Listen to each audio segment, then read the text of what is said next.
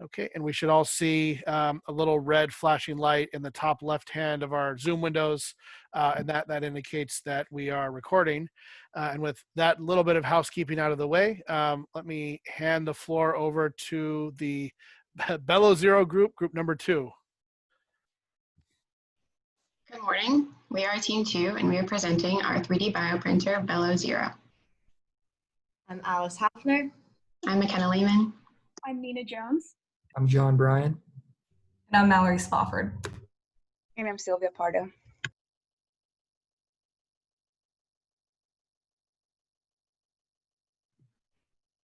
So today we're going to start with introducing our HEDGEHOG concept, and then we're going to go into an overview of the design of our 3D printer. In that, we'll take a detailed look at each of our subsystems and why we made some of our design decisions. After that, we'll look at a cost analysis, and then we'll take any questions that you guys might have.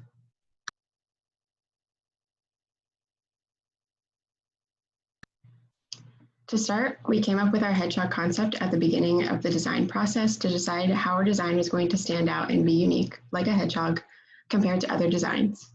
From the beginning, our team naturally valued accuracy and attention to detail. In previous coursework, we had achieved accuracy at a larger scale, and we wanted to see how we could do that on a much smaller scale. We're also passionate about designing a product that allows the customer to reach an outcome as close to what they desire as possible. In that, we are willing to produce accurate, durable, and more economically advantageous parts for the long term.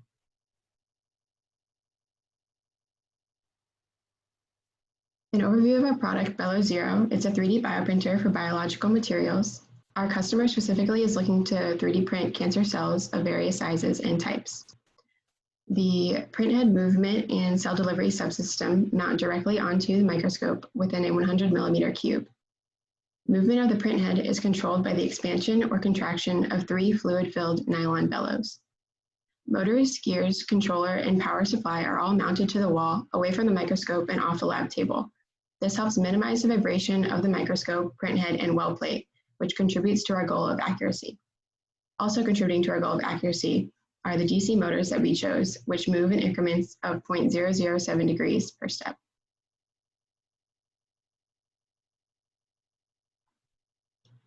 This illustration shows where our printhead movement and cell delivery subsystems fit inside a 100 millimeter cube and then will fit onto the confocal microscope below the turret. I will be discussing what we have defined as the printhead movement subsystem, which, as the name implies, is the system that imparts movement to the printhead that dispenses cells in the liquid-like solid medium. This system comprises of 3 single-chamber bellows mounted in succession, each of which being responsible for movement in a single axis. This movement is obtained through hydraulic control, where the addition or removal of fluid from the bellow chamber results in linear displacement.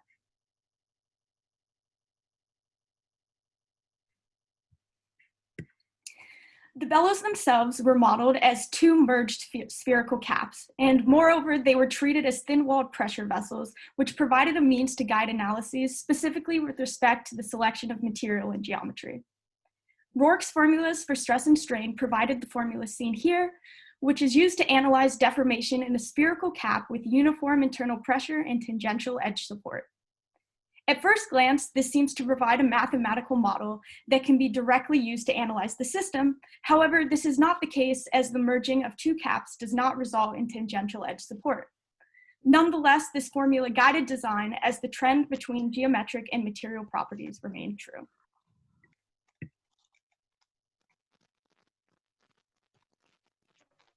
So the first step of the bellows design was the selection of material. A constant set of geometric properties were selected, as well as a constant pressure. SolidWorks simulations were carried out for a range of materials, most of which falling into the category of plastics, and the corresponding displacements were noted. These results were then compared to the displacement values calculated through Roark's formula as a means to provide support to the simulation's validity. Both showed the same general trend in displacement for a given material, and specifically as seen in the plot below, 3 standouts arose, and these included nylon, high-density polyethylene, and polypropylene. Amongst these options, nylon was ultimately selected, and this was due to it being highest in strength, which was favored for implementation of these bellows as a freestanding structure. So with this material selected, this allowed focus to be turned to the geometric properties of the bellow. As defined by the customer, the structure must fit within 100 millimeter cube, which constrained the radius of the bellow and allowed it to be selected as 36 millimeters. This left only the radius of curvature of the caps and the thickness to be determined. And again, SolidWorks simulations were carried out with a focus on determining what combination of values allowed for the highest displacement prior to yielding. Ultimately, the thickness was chosen as 2.54 millimeters, and the radius of curvature was chosen as 325 millimeters, which allowed movement up to 12 millimeters in the single bellow. So upon selection of these properties, the bellows were then configured in the system that can be seen here. As mentioned, the bellows are attached in succession through brackets and culminate at the cell delivery subsystem in which the needle sits. At this point, the system was then analyzed to see the impact of gravity. As shown, the system distorted, and this was a significant problem as it went against the customer need of alignment with the vertical axis within at least 1 degree. So this led to the introduction of a counterweight system as a means to balance the load placed on each individual bellow about their respective central axis. The counterweights were attached to the free moving side of each bellow, and weights were added, allowing the center of mass to be adjusted. Ultimately, the adjustment of this counterweight system was quite iterative, and these analyses, again, were carried out in SolidWorks. So these next slides depict the impact of the addition of the counterweights with the system before addition shown on the left and the system with their addition on the right. And all visual deformations have been scaled by a factor of 5 for clarity. So as can be seen with the addition of the counterweights, without the addition of the counterweights, the system was found to deform in the vertical y-axis by around 0.7 millimeters, and this was minimized to around 0.2 millimeters upon their addition. Similarly, the displacement in the x-axis was also minimized by a factor of 100, and again, similar results were yielded in the z-axis.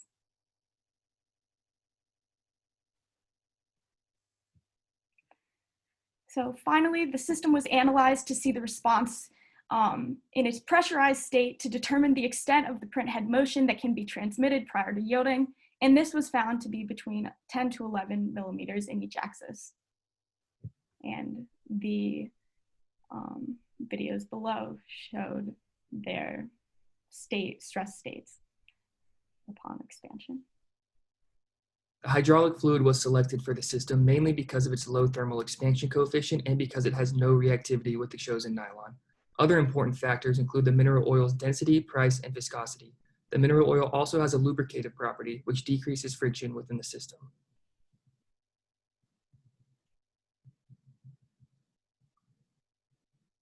As Nina mentioned before, each bellow was modeled as 2 combined spherical caps. Using this model, the relationship between added volume and bellow displacement can be shown in the equations and graph below. The resulting minimum displacement was found to be a little less than 1 micrometer. When deciding how the needle of the print head would be connected to the bellows, while still being able to be loaded and unloaded, we first considered a spring-loaded clip, but we were afraid with the force applied that was required to remove and put back in the needle that it would cause deformation on the bellows. So what we ended up deciding on was a locking system that is based on geometry. And as you can see on the right, the needle of the print head slides into a 3D printed cubic shaped mold. And then that slides into a cylindrical attachment to the bellows. And it can only slide in and out when it's oriented a certain way. And when it's at the bottom of the assembly, it rotates 45 degrees to lock it in place. And then it can be removed by rotating back 45 degrees and taking out in the Z direction.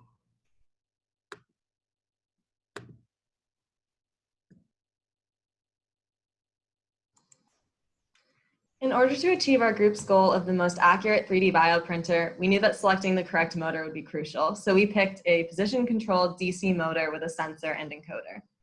These work in a closed-loop feedback control system which tracks the motor position and corrects any inaccuracies in the motor rotation. The main appeal of this motor was its small step size of 0.007 degrees. This motor is also compatible with the Smoothie Board 5X as per the customer needs.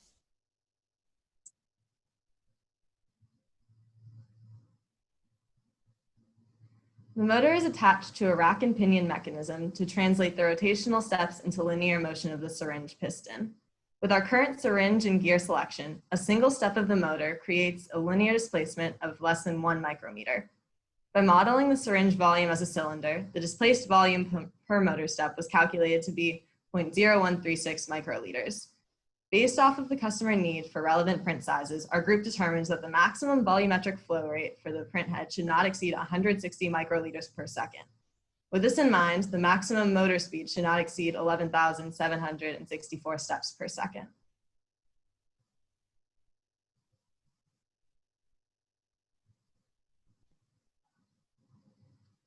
For simplicity of manufacturing and easy assembly, we decided to use the same motor and gear system for each bellow as well as the print fluid. As you can see in the animation, the motor assembly is made of a modular 3D printed base. These have an interlocking design for easy alignment and mounting. The system is intended to be mounted on a wall in order to save lab table space and prevent vibrations near the microscope. Such a large assembly would be very difficult for someone to mount on their own, so the modularity allows the customer to screw the first base into the wall, and stack on the next, screw that in, and so on.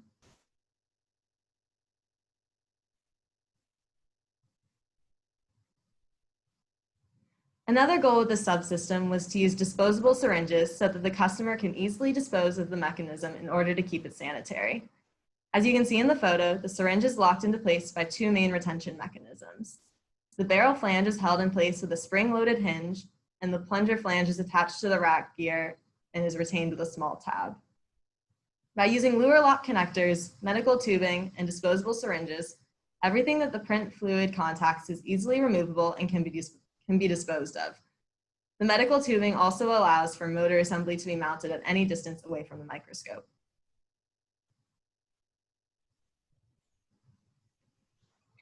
Moving on to the cost associated with our printer, we calculated an amount of $2,397 for off-the-shelf parts, $20.95 for our raw materials parts, $133 for the manufacturing of our 3D printed components, and using the tables from the Boothroyd and Dewhurst assembly time estimation technique, our costs for the assembly were calculated as $23.25.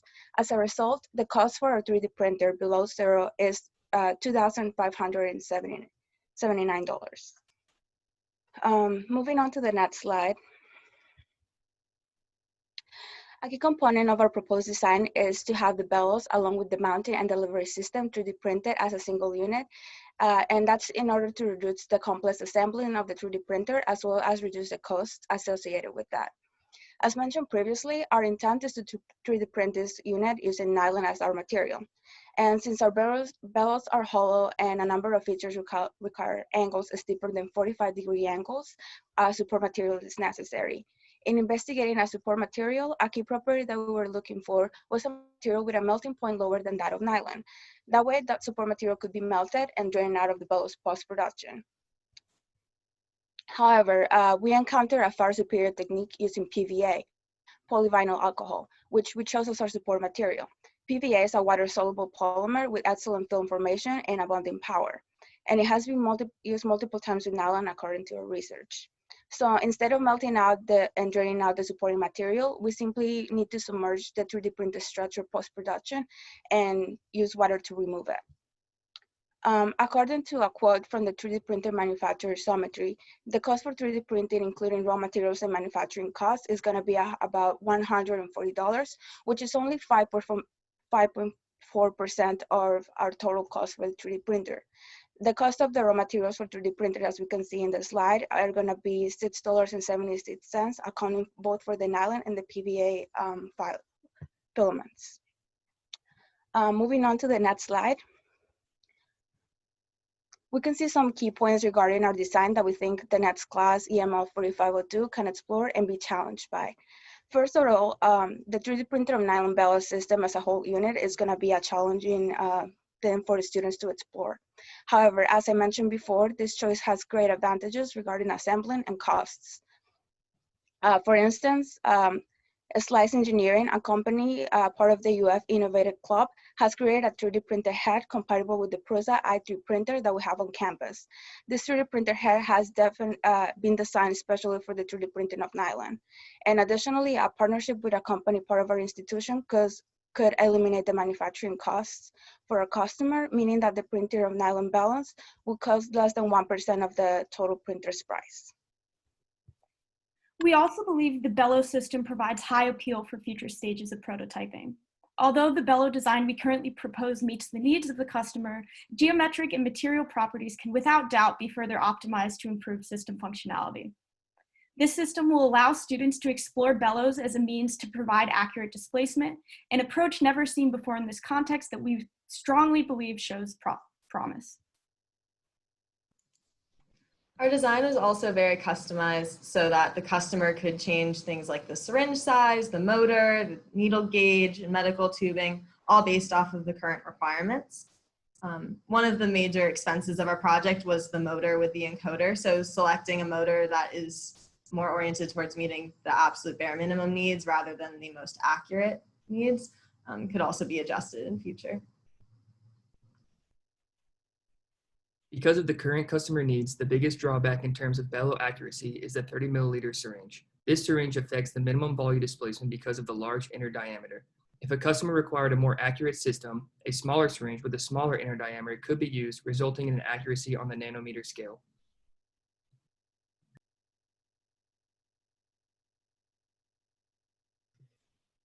We hope you enjoyed our presentation on our 3D bioprinter and our endeavor to make the most accurate one possible.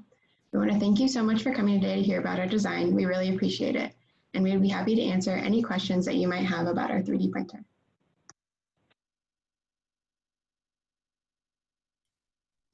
All right. Great. Thank you for that presentation. Do we have questions for the Bellow Zero group from the gallery?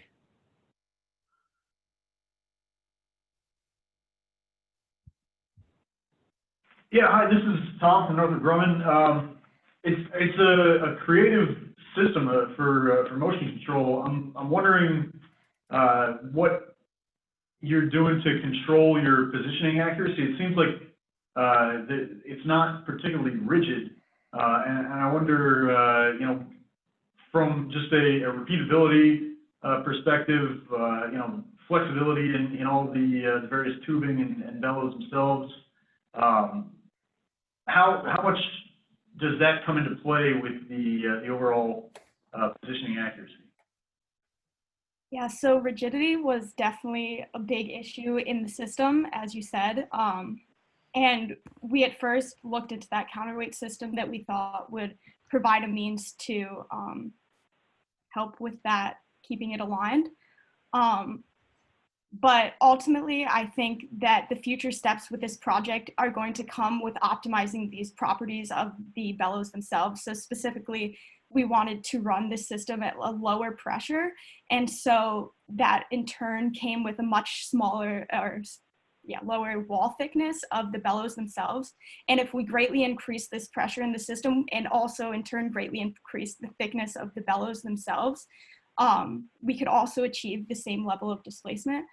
So I think the future work with this project could be looking into how to make this system more rigid, particularly with respect to increasing this wall thickness to make the system more rigid, or looking into different geometries as well. For example, stacking multiple bellows on top of one another, which is commonly used as a bellow application as opposed to the single chamber. Also looking into changing the geometry of that spherical cap. I looked into research saying that if you have like divots within that face, that also helps increase the movement you can achieve. So I think that this is definitely not the answer to full rigidity in the system, but I think it can be achieved given the time to prototype and optimize these properties.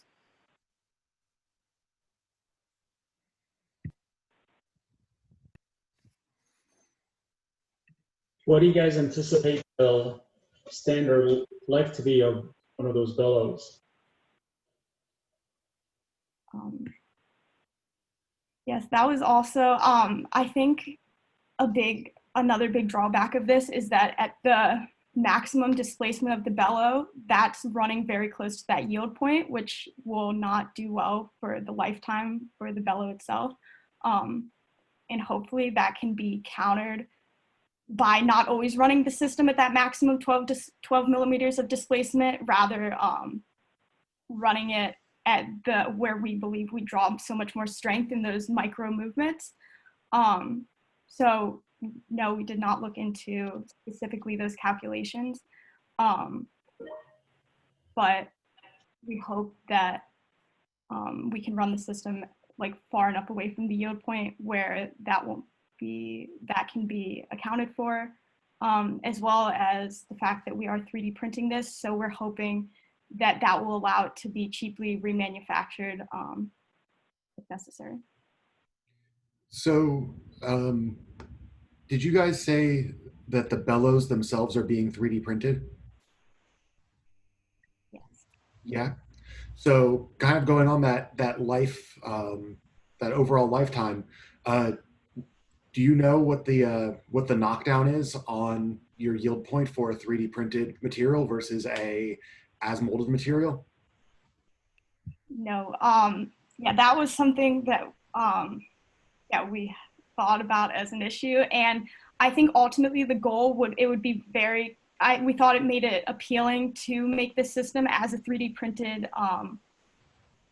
like single piece. And that would be interesting to look at in the following class. But as you said, that may not allow the needed displacement prior to that yield. So we also looked into injection molding simply the spherical caps themselves and ultrasonically welding those together, or even working with an extruded piece of nylon and working with that on the lathe to make the needed shape. So ultimately, if that yield point wasn't met in the 3D printing, we could look into different methods of manufacturing to maintain that displacement and strength. So there was actually a paper done by Dr. Crane, one of his students, for ABS and polycarbonate showing the strength difference. And it's actually posted on the UF, the MA 3D printing lab website. And it's only for those two materials, but it goes over orientation of the fiber of the print, as well as the difference between an as molded and as printed part strength knockdown. So it's not necessarily indicative of nylon, but it's a resource that's out there for any other future 3D printed design stuff that you might get into. Wow, that's great. Thank you so much. And, what happens if the microscope is not near a wall? I suppose if it's not near a wall, it could be mounted in other ways, or perhaps placed on a table next to wherever the microscope is in the lab room. It's just one of the customer needs was that the motors and anything that was vibrating would be not on the lab table, not on the microscope. So we had to think of somewhere to put it. But I'm assuming there would be always an option of putting it on another table next to it. And with the tubing, we are hoping that that would allow for a really flexible placement, depending on what the customer needed.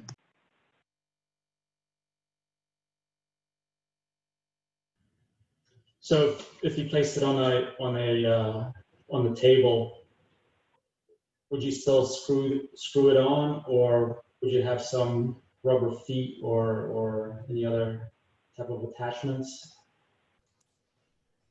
I think it would probably be a good idea for us to consider like using the same sort of tabs that we were planning for wall mounting, but creating like a leg for it to screw into and place to stand off the table. But yeah, that is all something that we did not consider and could look into in the future.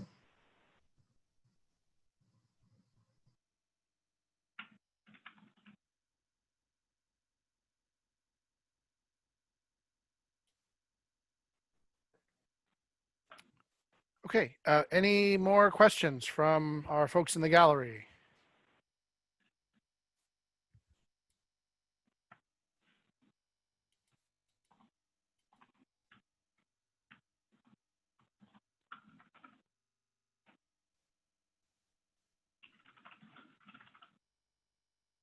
No? Okay.